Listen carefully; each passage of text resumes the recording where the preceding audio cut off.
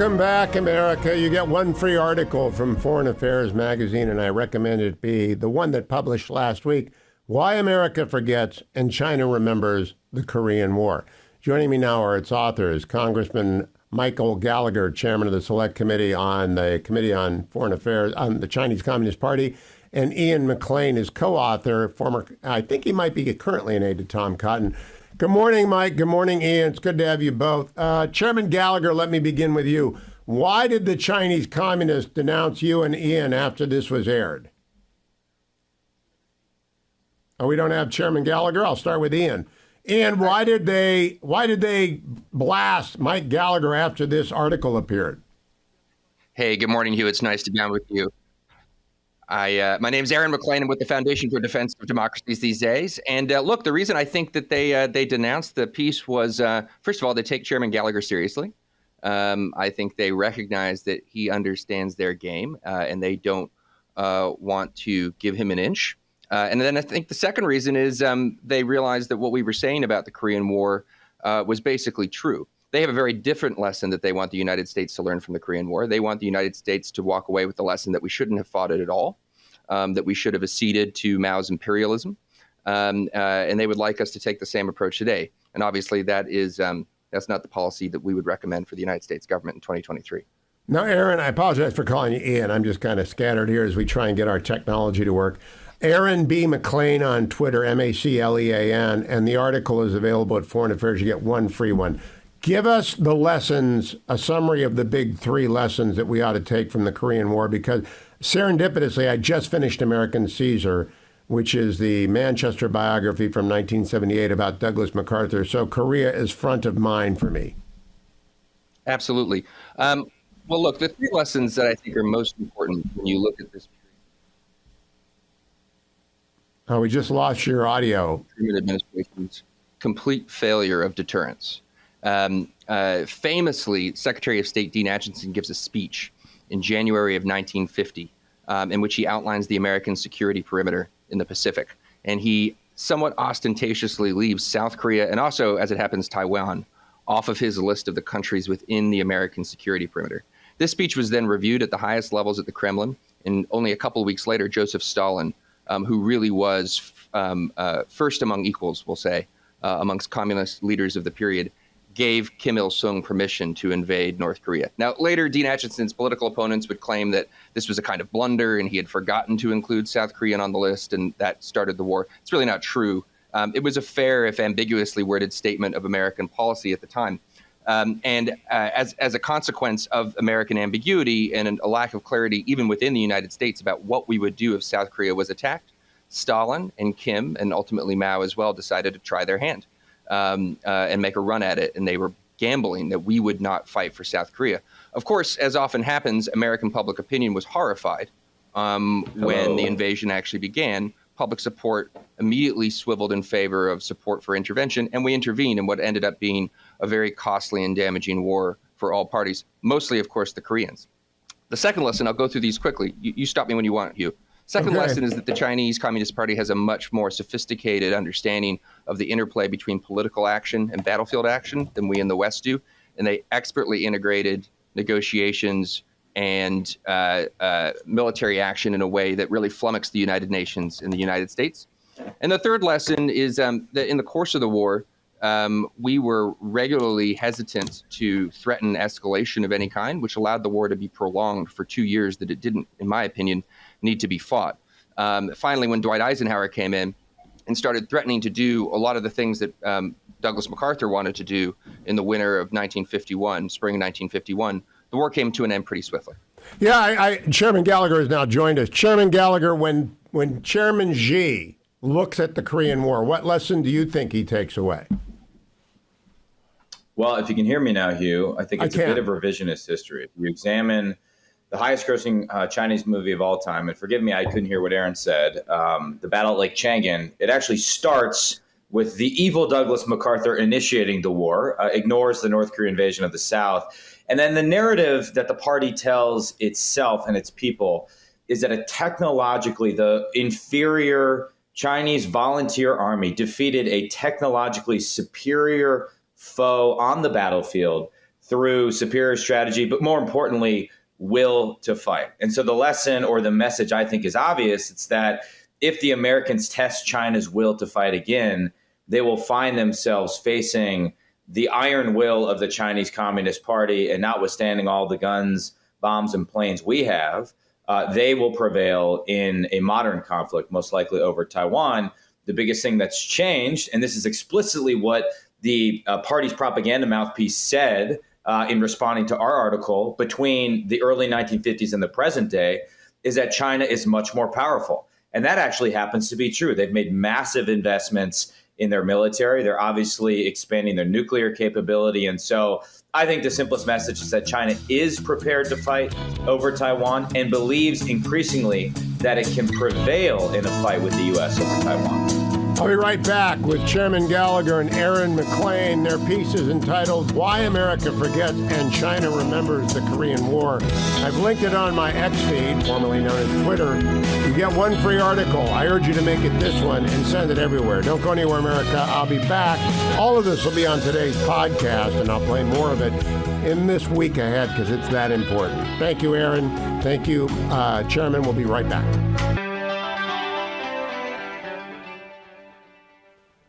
Welcome back, America. I'm Hugh Hewitt, joined by Chairman Mike Gallagher. He leads the Select Committee on the Chinese Communist Party, and Aaron MacLean of the Foundation for the Defense of Democracies. We began the conversation on the radio show. This will play on subsequent radio shows, but it's all on the podcast. This is deadly serious. What does Xi think? What does he think about America, and what did he learn from the Korean War? Chairman Gallagher, I texted you that I just finished American Caesar. You're an admirer of that book as well. Mao did not hesitate to attack America. And I drew away from the end of that book thinking, in light especially of what you wrote after I read the book, that Xi may not only not shy away from trying to take Taiwan, he might want a war with us because he doesn't think we'll last. Am I right to worry about that, Chairman? Well, I think as I've often said, the only short war for Taiwan would be a quick Chinese victory. We would face enormous logistical challenges in resupplying or replenishing our stockpiles. Every war game I've played, we quickly go Winchester on key munitions, as well as surging naval power in particular to the Pacific. The Chinese also have means through which they could delay our ability to surge power. Recent revelations this week, for example, surrounding malware inserted into various systems around American military bases. You know what's interesting about American Caesar, and really what I find fascinating about the Korean War, there are many things fascinating about it. It is the scene of MacArthur's greatest triumph in the form of the Incheon landing, as well as some of his greatest failures. Foremost among them, perhaps, well, if we just put aside the question of civilian control of the military and his dispute with President Truman, his complete inability to understand the Chinese willingness to invade Korea. He meets with President Truman in this really sort of bizarre and unprecedented summit at Wake Island, and assures the president that the Chinese are not going to invade. And if they do invade, he will annihilate them, in part due to his complete faith and over-reliance on American air power. So it's this remarkable story of underestimating your enemy, mirror imaging your enemy. And I think the relevance in the present day is obvious in Ukraine, where we thought it was unthinkable that Russia could launch the invasion. And still, when we consider the balance of power across the Taiwan Strait, there are many, particularly those in the corporate community, in the financial community, who think that it is simply unthinkable that Xi Jinping could do something like this. But if history is our guide, I think we underestimate his willingness to test our power, to test the limits at our own peril. Aaron MacLean, Chairman Xi strikes me as being driven by one overarching ambition, and it's not the best interest of the Chinese people. It's equaling or surpassing Mao. And in order to do that, he's got to fight and win a war with the United States. How much do you think that figures in his calculation of grabbing Taiwan? We can't hear you, Aaron. There we go. Go ahead. I think, as he would have it, reunification with Taiwan is clearly at the center of his vision for what his leadership is going to mean, for what his legacy is going to be. And when he looks at Taiwan, what he is looking at and what we know he is looking at is the history of the Korean War. That's one of the reasons why Chairman Gallagher and I spent some time this year looking at this period, is because it's not just that we ought to focus on it and that the United States is entering a period that looks alarmingly a lot like the late 1940s and early 1950s. It's because we know the Chinese are examining it. How do we know they're examining it? Well, the highest grossing motion picture in Chinese history, The Battle Like Changjing, aired in 2021. This kind of slick Hollywood style production retelling the story of the attack around the Chosin Reservoir in the winter of 1950-51. It's a surreal thing to watch. The movie shows the Korean War starting when Douglas MacArthur invades Korea at Incheon. That's how it depicts the start of the war, mind you, and an American bombing up along the Yalu. All these things, of course, are historically, fictitious or deeply misleading. She gave a speech on the 70th anniversary of the Chinese intervention of the war in October 2020, which is incredibly hawkish and threatening in its tone. Chinese military journals publish about the Korean War. Why all this interest in it? Because, well, it's the last time they fought the United States. And they think they have lessons to learn from that period that are going to be applicable in Taiwan. So I don't know if it's exactly that Xi feels like he needs to fight a war against the United States to burnish his reputation vis-a-vis Mao. I do think it's that Xi feels like he needs reunification with Taiwan to burnish his reputation. And if war with the United States has to be a part of that, he'd clearly contemplate it. Chairman Gallagher, Xi does not have a good record. Yes, he crushed Hong Kong. They already had Hong Kong. He didn't have to crush it. He had to have a concentration camp with 1 million Uyghurs in it. That's not going to burnish his reputation. Mao killed 60 million people. If he wants to kill more people, he's got to go harder than that. What he needs, I think, is a conflict that he can hold up as a win. Do you worry as much as I do? Aaron doesn't, obviously, but do you worry as much as I do that he wants a shooting war with the United States? My whole hypothesis is that, particularly if you look at the demographic issues that Xi and China face that will manifest themselves, particularly in the 2030s, really dealing with a demographic buzzsaw unlike anything any society in human history has ever dealt with, combined with their pure economic issues, real estate issues, things like that. If you see that sort of storm cloud on the horizon, it could make a dictator like Xi Jinping, and he is in fact a dictator, not a major decider, which was the euphemism that John Kerry used to sidestep the question. It can make him more risk acceptant in the short term. The other thing that stands out to me, as Aaron and I really went deep into the historical record in the early 1950s, is how much do you weight sort of the realpolitik of this versus the domestic politics versus a lot of the ideological issues? And it was clear to me, re-examining the historical record in a way that I didn't fully appreciate, in addition to sort of the raw power politics that Mao at the time was expressing, there was sort of this genuine ideological belief that China was at the vanguard of the international communist movement, that they owed something to the North Koreans, who, of course, supported the communists in the Chinese Civil War. And though there was bitter disputes between the two countries, there was in particular a disagreement over who would command the overall war effort, the North Koreans or the Chinese, once the Chinese got involved. There was, in a way I didn't appreciate, some underlying shared ideological interest. Now, fast forward to the present day. I think it's fair to say that Xi Jinping doesn't have a lot of alliances at all, let alone alliances based on shared values. But as I look at the Russian-Chinese no limits partnership, increasingly I view it as an alliance in opposition to America and our allies. It is an axis that not only includes Russia and China, where China is by far the dominant actor, increasingly North Korea. There was just a bunch of Russian military officials in North Korea. There was a Chinese official who delivered a handwritten letter from Xi Jinping. The Iranians are also part of this motley crew of rogue states right now. So again, the parallels are eerie between the early 1950s and the present day. We're confronting not just an ascendant Chinese Communist Party, but a collection of states who have a shared interest in combating what they call color revolutions in other countries, for which they blame America, as well as just taking America down and destroying ultimately America's leadership of the free world, if not the entire concept of the free world, such as Chairman. I'm also convinced, having reviewed it, they don't really care about the level of losses that they take. If they lose 50 ships and 250,000 soldiers to seize Taiwan, I look at what they lost in the Korean War. They don't care. Do you agree with me about that? And if so, what do we have to do to deter them?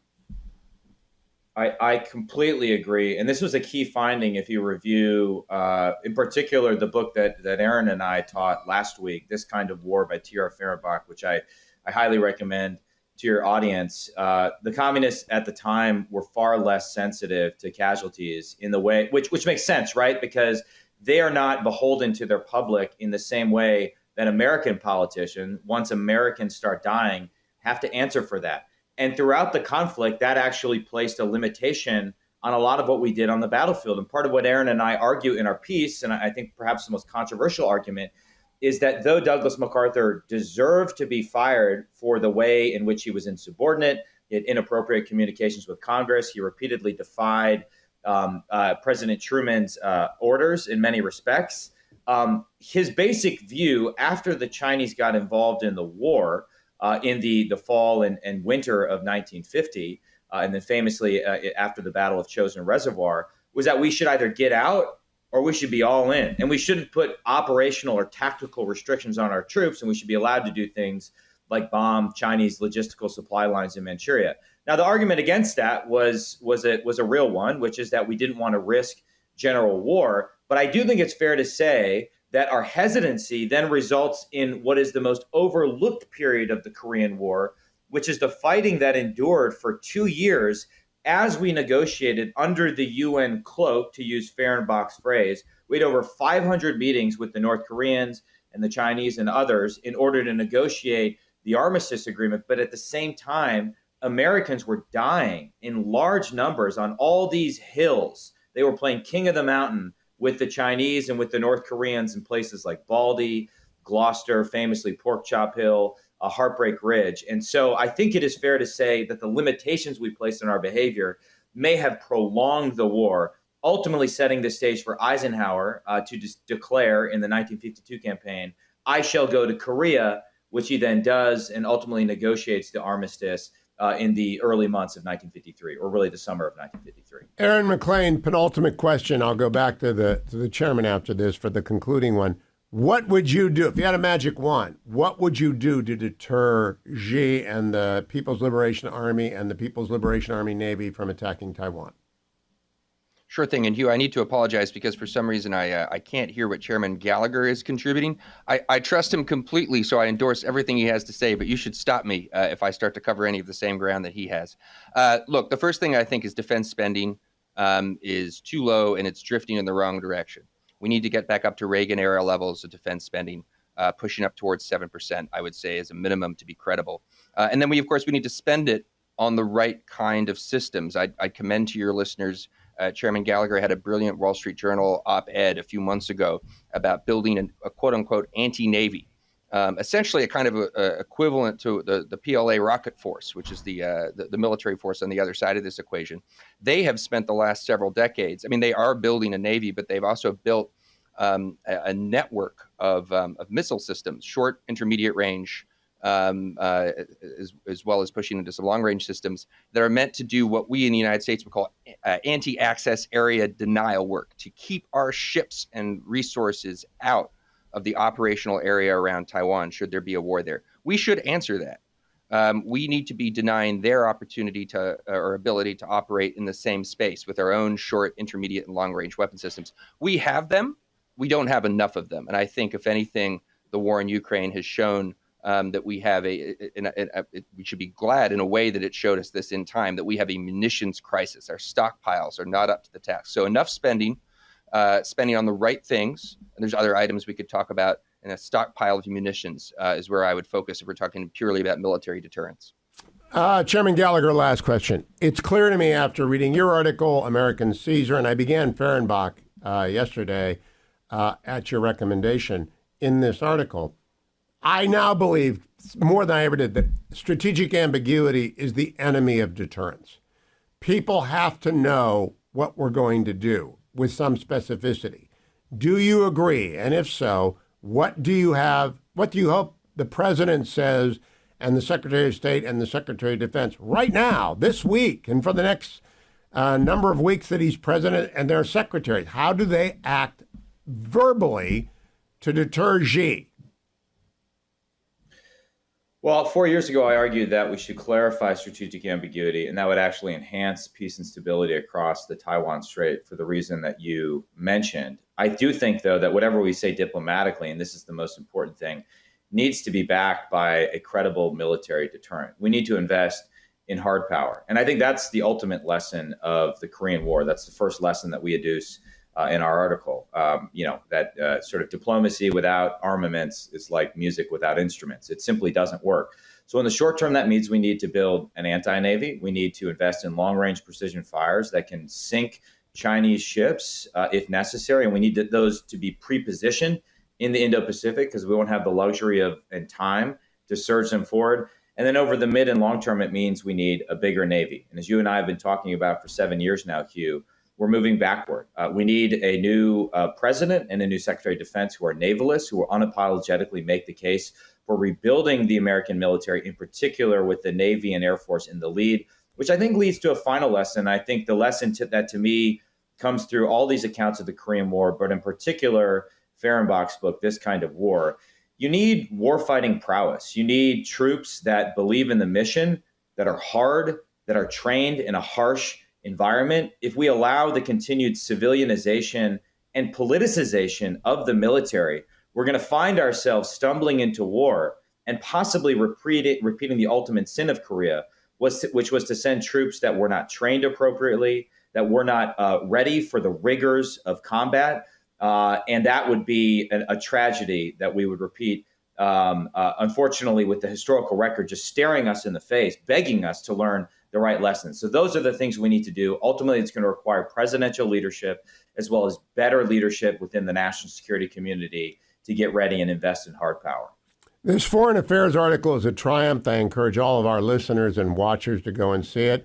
Aaron MacLean, thank you. Chairman Mike Gallagher, thank you for your time. We will talk again, Mr. Chairman, about the CCP, but I appreciate your extra time this morning. Thank you, gentlemen. That's it for today's highly concentrated Hugh. We're going to go back now to some stuff we did earlier in the day, including Chris Sununu, the governor of New Hampshire. Enjoy the rest of today's podcast.